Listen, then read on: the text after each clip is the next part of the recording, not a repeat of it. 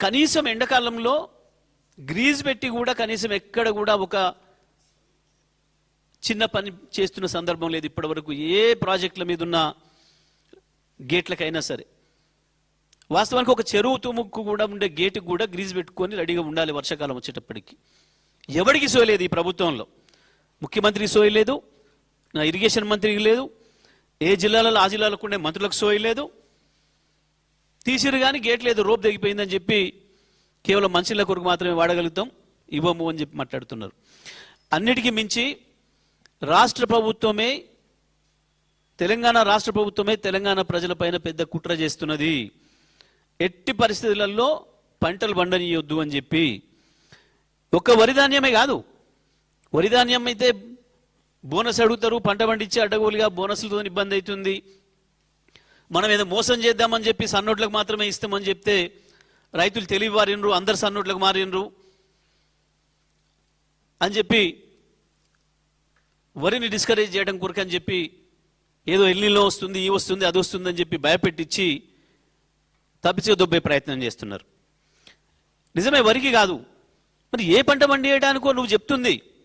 నువ్వు చెప్పిన ఏ ఆరుతడి పంటలో ఆ ఆరుతడి పంటలకు సంబంధించిన విత్తనాలు ఇచ్చినవా? ఇస్తే దానికైనా నీళ్ళే కావాలి కదా. నీళ్ళే లేకుండా పండే పంట ఏమైనా ఉందా? ఆరుతడి పంటలకే ఇవ్వు. ఆరుతడి పంటకు వారానికి ఒకసారి ఇస్తారు నీళ్లు, వారం ఇస్తారు, వారం బంద్ పెడతారు. చెల్ల ఇవ్వు, ఆ రకంగానే ఇవ్వు. మొత్తం తెలంగాణలో ఉన్న అన్ని లిఫ్ట్లు ప్రారంభం చేయి. నాగార్జున సాగర్కు కూడా నీళ్ళు వచ్చేంత వరకు పోతిరెడ్డిపాటి నడపొద్దు అని చెప్పి డిమాండ్ చేయి. అదేవిధంగా గోదావరి పైన కూడా ఎంత సిగ్గు లేకుండా అబద్ధాలు ఆడినరు. ఆంధ్రప్రదేశ్ కుట్ర చేస్తుంది, చంద్రబాబు నాయుడు దుర్మార్గమైన కుట్ర చేస్తున్నాడు. జిఆర్ఎంబి మీద మనం కట్టి పూర్తి చేసుకున్న 7 ప్రాజెక్టుల పైన రివ్యూ చేయమని చెప్పి లెటర్ పెట్టిండు, దాన్ని వాళ్ళు ఎజెండాలో పెట్టిండ్రు. అంతకు మించిన దుర్మార్గం ఇంకొకటి లేదు. వాళ్ళకంటే పై సంస్థలు, జిఆర్ఎంబి అనేది చిన్నది ఒకటి, కానీ దీనికంటే పైన ఉండే కేంద్ర మంత్రులు, కేంద్రంలోని అన్ని శాఖల కార్యదర్శులు అన్ని అనుమతులు ఇచ్చినాక ప్రారంభం చేసిన మొత్తం ప్రాజెక్టుల పైన రివ్యూ పెట్టండి అని చెప్పి చంద్రబాబు ఇచ్చిన లేఖకు జిఆర్ఎంబి తీసుకొచ్చి ఎజెండాలో పెడితే కనీసం ఎవరికి సోయలేదు. ముఖ్యమంత్రి, ఇరిగేషన్ మంత్రులకు ఆ తీరిక లేదు, ఆ సోయలేదు. ఆ జిల్లాల మంత్రులకు సోయలేదు. మేము మాట్లాడితే ఎదురుదాడి చేశారు. బీజేపీలో ఉన్న కొంతమంది ఎంపీలను కొనుక్కొని వాళ్ళతో పెట్టించారు. నిన్న మొదటిసారిగా కేటీఆర్ గారు వార్నింగ్ ఇచ్చిన తర్వాత ఇరిగేషన్ ఈఎన్సీతో లెటర్ పెట్టించారు. మాట్లాడాలి. ఇప్పుడు ఏమంటాడో బీజేపీ నుంచి డబ్బా కొట్టే ఎంపీలు. నిన్న కాక మొన్న మాట్లాడుతూ ఎజెండానే రాలేదని మాట్లాడాడు. ఎజెండాలోనే లేనప్పుడు నిన్న ఎట్లా పెట్టిండు? తెలంగాణ ఈఎన్సీ లెటర్ ఎట్లా పెట్టిండు? అది ఎజెండా నుంచి ఉపసంహరించండి అని. మొదటి రోజే ప్రభుత్వం తీవ్రమైన అభ్యంతరం చెప్పాలి. మేము ఇవాళ మళ్ళీ హెచ్చరిస్తా ఉన్నాం బీఆర్ఎస్ తరఫున, ఎట్టి పరిస్థితులలో జిఆర్ఎంబి ఎజెండా నుండి కనుక తెలంగాణలోని ఆ 7 ప్రాజెక్టులను తీసేయకపోతే బహిష్కరించాలి మీరు.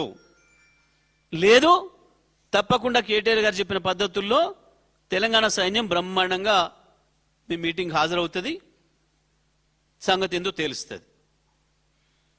ఎట్టి పరిస్థితులలో కూడా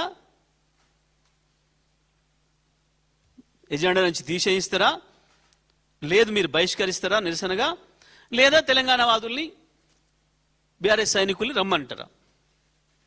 తేల్చుకోవాల్సింది వాళ్ళ ప్రభుత్వమే.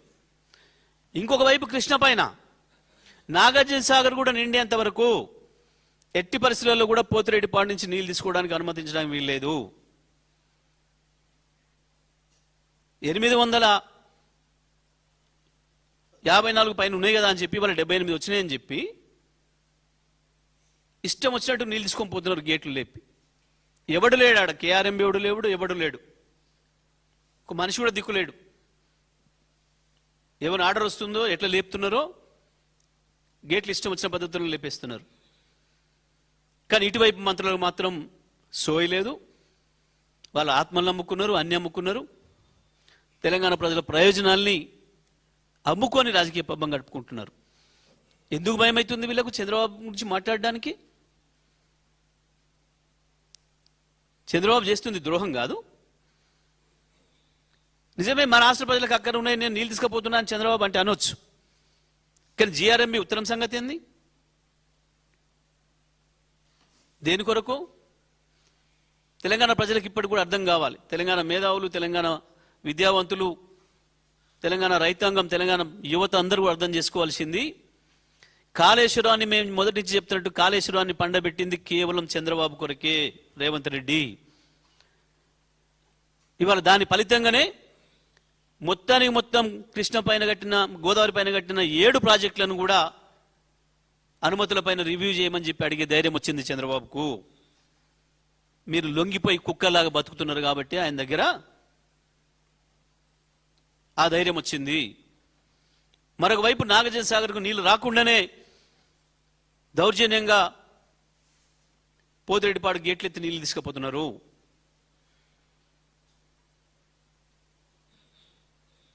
ఈ ప్రభుత్వానికి సోయి లేకపోవడమే కాదు, తెలిసే ద్రోహం చేస్తుంది తెలంగాణ రైతాంగానికి.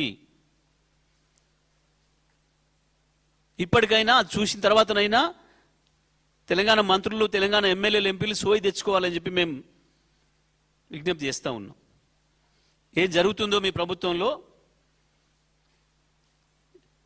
ఏ రకంగా మీ ముఖ్యమంత్రి, మంత్రులు తెలంగాణ ప్రయోజనాలని వాళ్ళకు తాకట్టు పెడుతున్నారో, వాళ్ళ రాజకీయ అవసరాల కొరకు, వాళ్ళ పదవులను కాపాడుకోవడం కొరకు, వాళ్ళు చేసే అవినీతిని కాపాడుకోవడం కొరకు కేంద్ర సంస్థల నుంచి ఏ రకంగా లొంగిపోయి కోట్లాది మంది ప్రజల్ని దెబ్బతీస్తున్నారో అర్థం చేసుకోవచ్చు తెలంగాణ సమాజం. ఒకవైపేమో ఉన్న నీళ్ళను ఆ రకంగా పోతుంటే తీసుకుపోయి యాగాలు, పూజలు అని చెప్పి ఒక డ్రామాలు చేసి ప్రజల్ని మోసం చేస్తున్నారు. అదే నాగార్జున సాగర్ ఒడ్డున ఎక్కడైతే పూజ చేసినావో ఆడ నువ్వు చేయాల్సింది అది కాదు. పోతిరెడ్డిపాడు గేట్లు బంద్ చేయమని చెప్పి డిమాండ్ చేయి. శ్రీశైలంలో వచ్చిన నీళ్లు కొన్ని సాగర్కి ఇవ్వమని చెప్పి డిమాండ్ చేయి. ఇవ్వు. నువ్వు చెప్పిన పద్ధతుల్లో ఏదైతే మెట్ట పంటలు వేసుకోండి అని చెప్తున్నావో ఆ పంటలకు నువ్వు వారబందీ ప్రకారం నీళ్ళు ఇవ్వాలి, ఆ ప్రకారం నీళ్ళు ఇవ్వాలా. నాగార్జున సాగర్ కిందనైనా సరే, ఇంకో చోటనైనా సరే తీసుకో. మా హక్కు, నీళ్లు పైన ఉన్నాయి, ఇవ్వండి మాకు.